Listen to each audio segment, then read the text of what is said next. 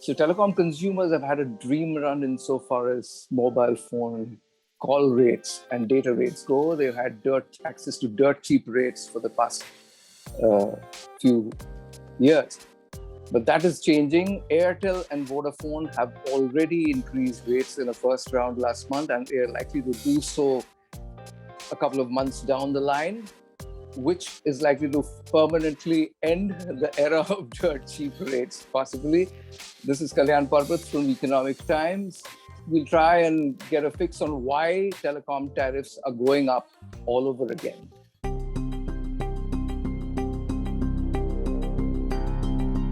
So basically, both Airtel and Vodafone have very sizable, payments coming up, towards AGR dues and spectrum payments in the next couple of months.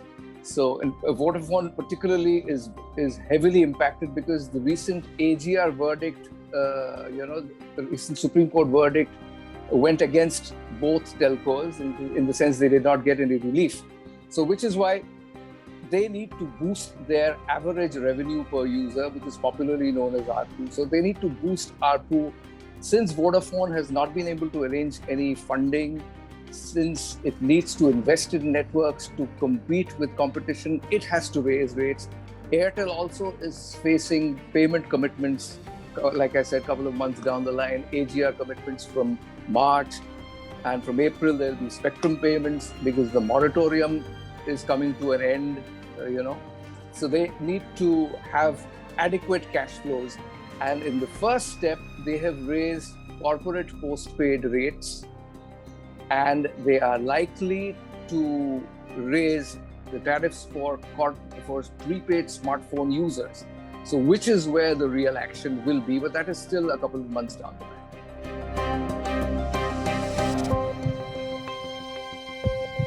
Airtel and Vodafone have already increased the corporate postpaid rates. They have raised it to they made the base rate something like $299 a month. Or earlier there were plans which were $199 and $249. So typically both those plans have got discontinued. Now corporate postpaid plans start off at $299. So that's a straight 50 to 100 rupee increase. That in itself can generate a 1% growth in their mobile revenues for both telcos. Now, typically, in the second move, what they've done is they have increased the base rate of entry-level prepaid plans, which used to be something like 49. So they've discontinued 49 and they have made 79 the entry-level plan at the prepaid level. So that is also expected to boost ARPU, although that is at the lower end customers. So a combination of these two measures will definitely give them, like I said, there's an immediate possibility of a 1% increase in mobile revenues. Every 10 rupee increase in ARPU, that would generate, say, typically for Airtel, $400 million of incremental EBITDA.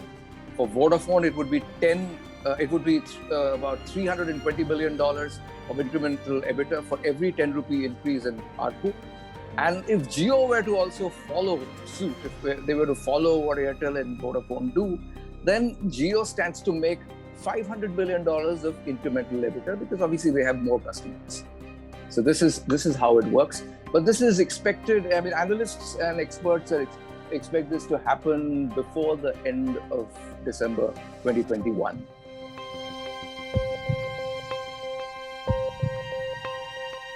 So like I said, they have already increased the base rate of entry-level prepaid tariffs. They have increased the corporate postpaid tariffs. Those first two steps have been taken.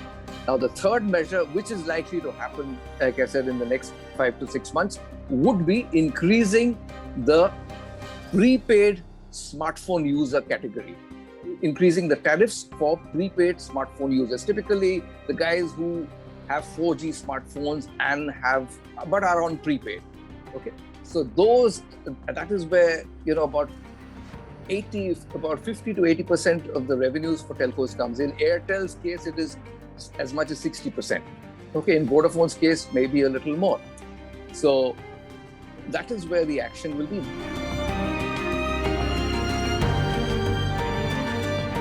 pushing through this increase in tariff in the prepaid smartphone category will not be easy, because Reliance Jio might not be very willing to play ball, because Jio is in the process of launching its 4G budget smartphone next month, as in September, which it has developed with Google.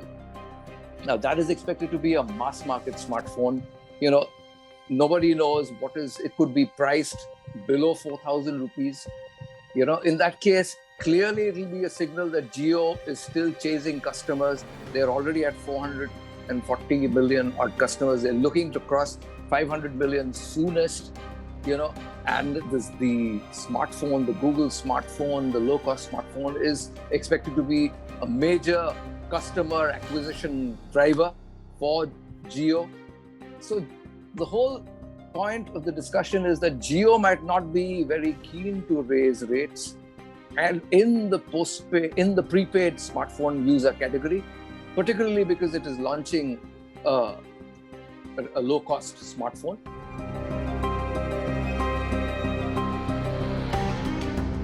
Even if Jio were to follow Airtel and Vodafone and raise rates, Jio will not really lose customers, because Jio will continue to gain customers at whose expense? At Vodafone's expense. Because whatever incremental revenue Vodafone generates, Vodafone will be using that money to clear its, immediate payment commitments, be it AGR, be it spectrum. So Vodafone will hardly have any money to invest in its 4G network, which means Vodafone's network coverage will continue to be weaker than both Airtel and Jio's, and the chance of losing, and Vodafone also becomes that much more vulnerable to losing more customers.